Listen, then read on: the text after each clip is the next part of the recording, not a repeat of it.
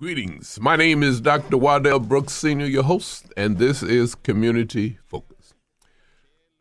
The exemplary person you're about to hear this morning is Majia MacJunna.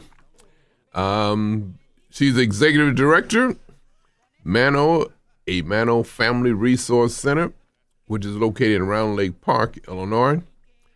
And the topic of discussion, which you've been hearing about for the past at least 6 years, is immigration. What is immigration?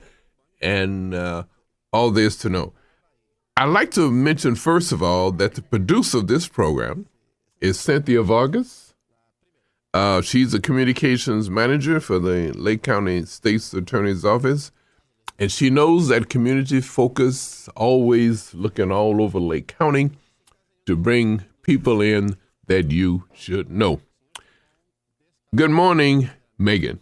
Good morning, Dr. Brooks. We're very happy that you have taken time from your very busy schedule to be with us on Community Focus to talk about immigration, a topic that our listening audience, and by the way, our listening audience is approximately 750 to 800,000 people, but I'm not sure how many people in Lake County up at 5 a.m. this Sunday morning listen to the program, but they will miss a treat. First of all, I'll give you the same opportunity that I give all of my guests. Tell our listening audience a little bit about your personal and professional background. Sure. Well, first of all, I want to say thank you to you, Dr. Brooks, and to Cynthia for inviting me to be on the show. Mm-hmm. I guess to give a little bit of my own personal background, I'm actually not originally from Lake County, but I kind of came here through my own immigration story, so to speak. Okay. I'm originally from St. Louis, Missouri, and from a very young age, started interacting with people from Latin America through different trips that I had taken to Central America specifically, that really impacted what I wanted to study and how I thought about the world. And so from a young age, high school, junior, I think it was, I started thinking about these bigger questions of how, communities and countries around the world relate to our community here, where I was living, things like that. And I really did, by going to Central America at a young age, my eyes were open to see how life is in other countries. Mm-hmm. And so I certainly recommend to any young people or parents of young people to encourage their children to travel abroad so they can see a different perspective. Now, was it through a special program that you traveled to Central America? It was actually through my high school. So I was raised in a Catholic family, and I went to Catholic schools. And I went to what I would consider a very special high school that was an all-girls Catholic school that was really focused on the empowerment of women and also topics of social justice. And so we went to El Salvador on like a service trip, a community service trip, basically. But the dual purpose of service, but also this kind of cultural immersion, because for young women at the age of 17, they probably hadn't left the country at that point, maybe, but definitely most likely hadn't gone to a place that would be considered a developing country. And so we went through a connection that we had with some sisters from the high school that were working in this community in El Salvador, actually is where it was. And connected with this community and did some service. But I think the most important thing that we did there was really learn how the world is outside of where we live, and kind of see what individuals who maybe are the same age as me or but live in a different country really experience a different reality than we do here. Ladies and gentlemen, again, we're talking with Majia MacJunna. She's Executive Director of Mano Family Resource Center, Round Lake Park, Illinois. And Megan, we were neighbors. I raised up in East St. Louis, right very across the river. Yep. And I left at 17, but I left there, received the academic scholarship, the Illinois State University. So, that's great. And I have not returned to live since. Okay. I've been from there up. That's how I got up into this area to my first employment in civil service. Great. I'd like for you, if we can fast forward this. Sure. I know we only got 28 minutes.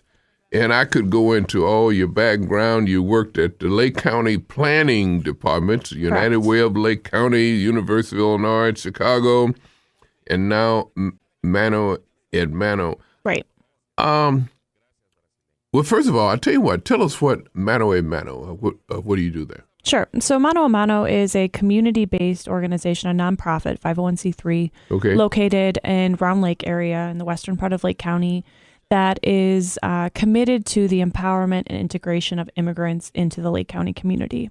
Okay. And so that's our overall mission, is to empower immigrant families in Lake County to become full participants of American life. And so recognizing that Lake County is now a community that receives many immigrants directly from their countries of origins, from different countries, and recognizing how challenging that transition might be for a family in this new community. Mano a Mano's specific purpose is to help individuals make that transition into their new community. Now, how do you get the word out throughout Lake County that you're available for assistance? Sure. So we do a lot of really grassroots advertising, basically, and outreach. We work through, existing community groups that are social groups or even other nonprofits that serve immigrants.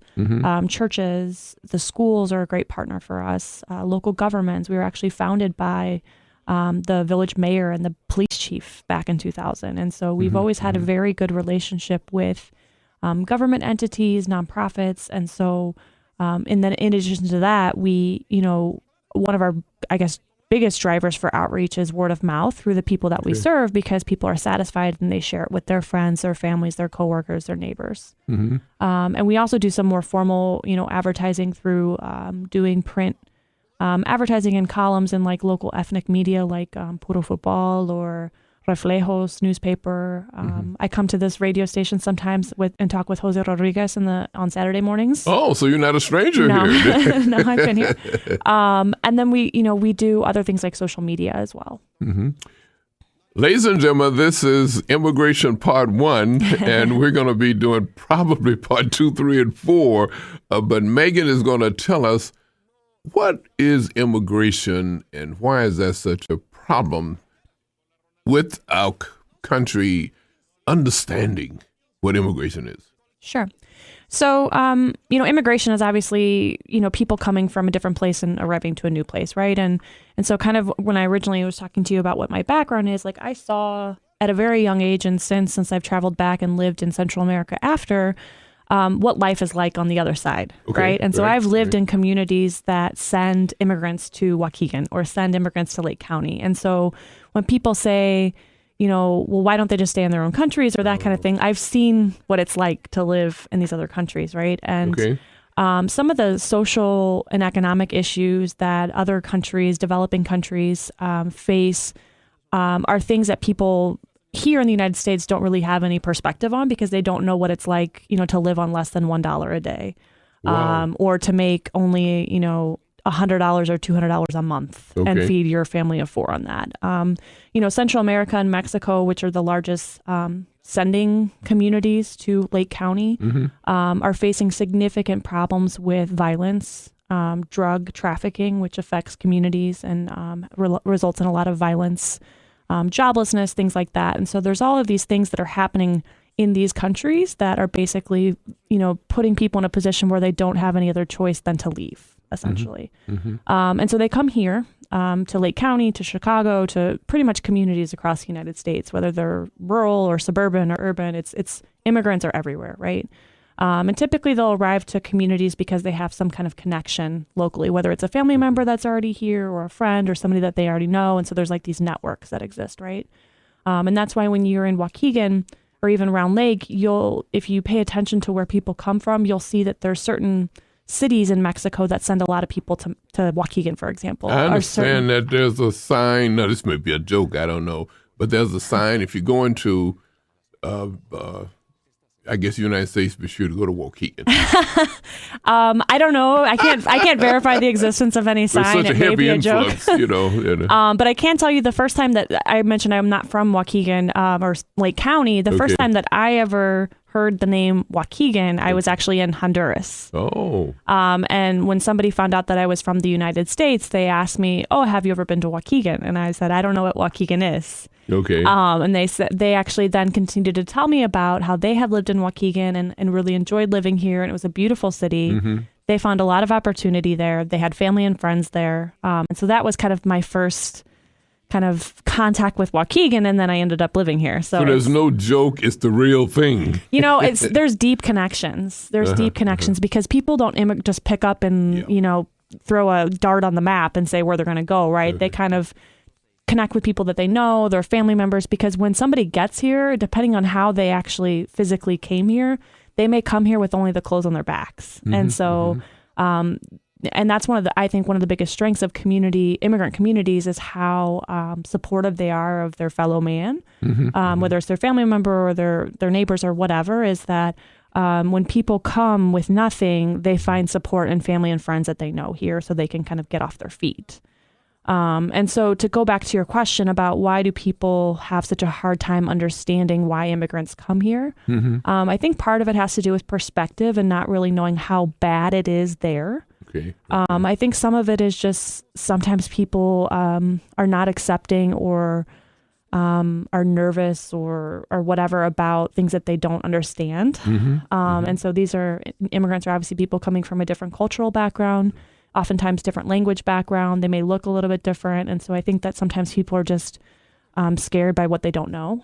And to see such high concentrations in certain communities, I think that some people get worried about that their community is changing. But some of the things that I really try to work on mano a mano, all the people who we work with, is really looking at all of the assets that immigrant communities bring to Waukegan, to Lake County, to other places, and how really there's so much opportunity there. And how can we convert, this thing that people feel apprehensive about into, number one, kind of building bridges between communities, and then number two, how can we work together to make Waukegan a better place, or Round Lake or Lake County? Megan,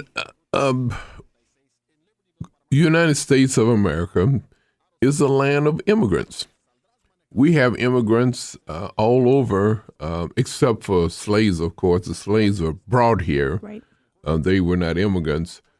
But basically, everyone come here for basically the same reason, to make a better living for themselves and their families. Right? That's right. Yeah, and I mean, I think that that's also one of the connections, in addition to kind of my personal lived experience in immigrant communities, that my family is also a family of immigrants, right? And so my name is Majia MacJunna, which is a very Irish Irish name. And, I think that my family, my family would have immigrated here probably 4 or 5 generations ago, but we've always been a working class family, and I think that can be directly attributed to, coming here with nothing and always having to work, right? And always trying to pull your family forward. And I would also, remind listeners, as an Irish person we're basically white immigrants or white ethnic immigrants. There was a lot of discrimination against Irish people when they first came over, among other, ethnic immigrants, right? And so I think that's the other thing that we have to think about is this context of history, right? And so, today there's a lot of discrimination against the immigrants who are coming over in large numbers today, but that's always been kind of this reoccurring thing throughout history. It's just been different immigrants at different times, right? And so I think that like you said, immigration is kind of America's story for the most part. And so we kind of have to contextualize that. And also, again, tying it back to opportunities and assets, look at what immigrants do for our community and have done over time, no matter where they come from, and really have been what makes our country great. I mean, it's certain parts of the country too. I guess Chicago, for example. I guess Mayor Daley, the Irish. That's correct. And made Chicago the great city that it is. That's right. And we had a president, I guess, President John F. Kennedy. That's correct. Made this country what it is. And now we have an African-American president. And so we do have a variety of immigrants that have made this country great. That's right. By the way, I mentioned President Barack Obama, but explain his recent executive order. Sure.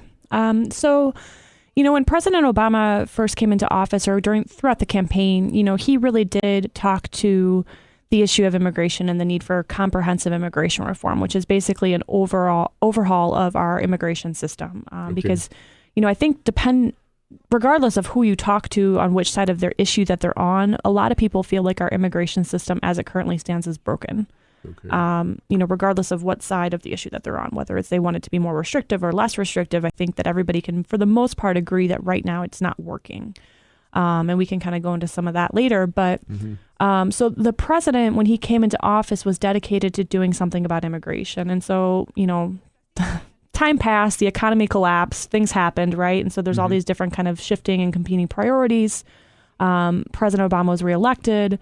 And still vowed to do something about the immigration system. And so around this time last year in 2014, the president made an announcement, I think it was June 22nd, from the Rose Garden saying, Congress has been debating immigration reform for some time. They haven't done anything. If Congress doesn't act by the end of this summer, which was summer 2014, I'm going to do all that I have in my power to try and fix this system, even if it's something, temporary, just to provide relief in the meantime. Because then and now, there's something like 1,000 deportations. No, not 1,000. I'm sorry. Something like 10,000 deportations, every week or something like that. And so there's people in the mix here, right? There's people who are being split up, people who are being sent back.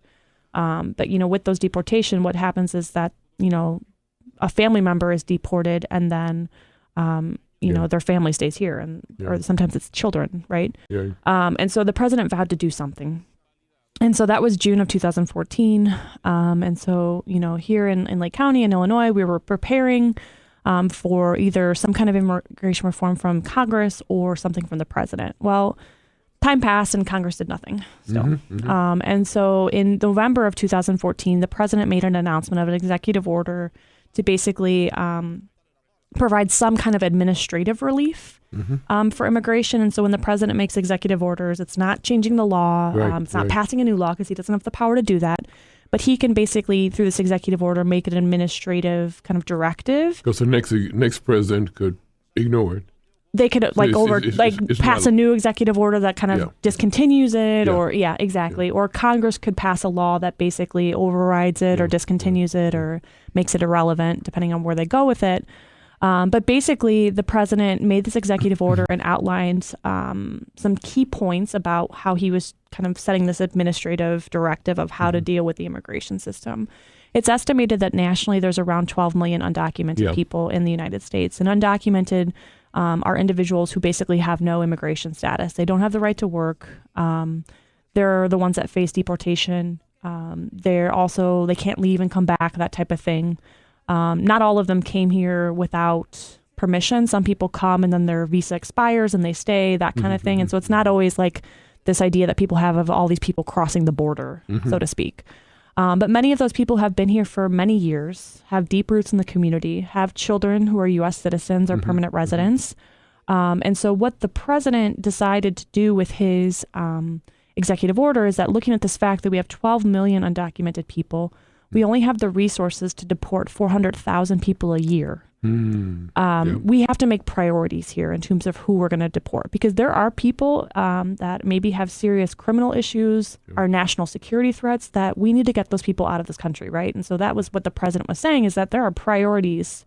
With our limited resources, we have to set priorities of who we're going to deport. We can't go after the mom who's trying to take her kid to school, or if we could go after like a terrorist, like who's the priority here, right? And so basically in his executive order, he made this program, which is called the Priority Enforcement Program, or PEP, which basically outlined these are the individuals who are priorities for us. And so it's going to be terrorists. It's going to be people who are threats to national security. It's going to be people with significant criminal backgrounds.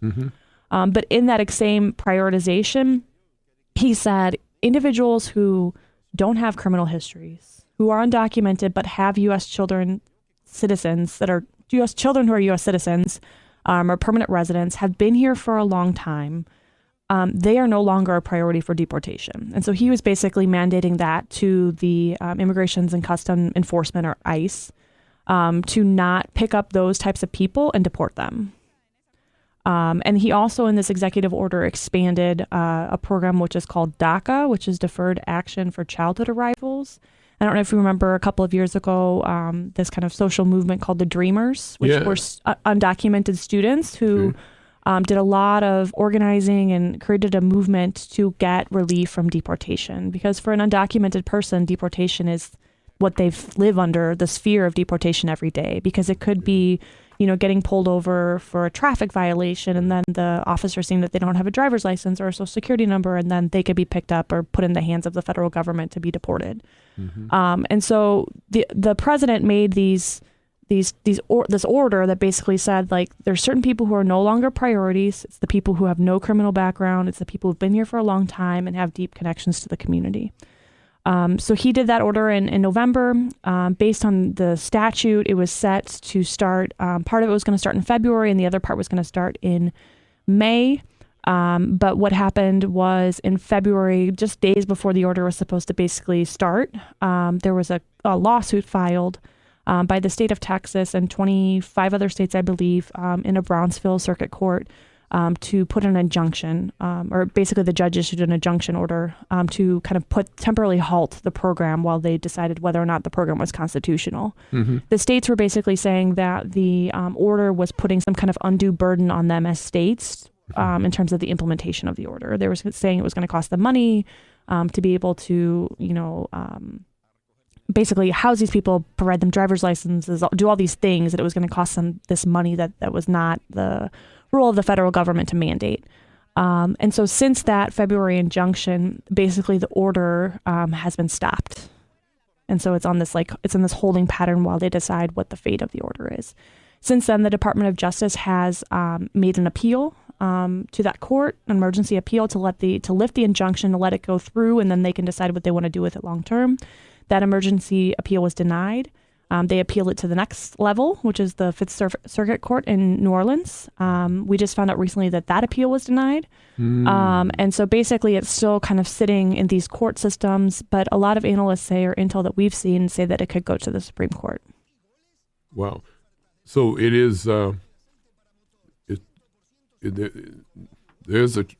it will go to the Supreme Court then, right? I mean, it's kind of like one of those situations that no matter what the decision is, the other side will appeal.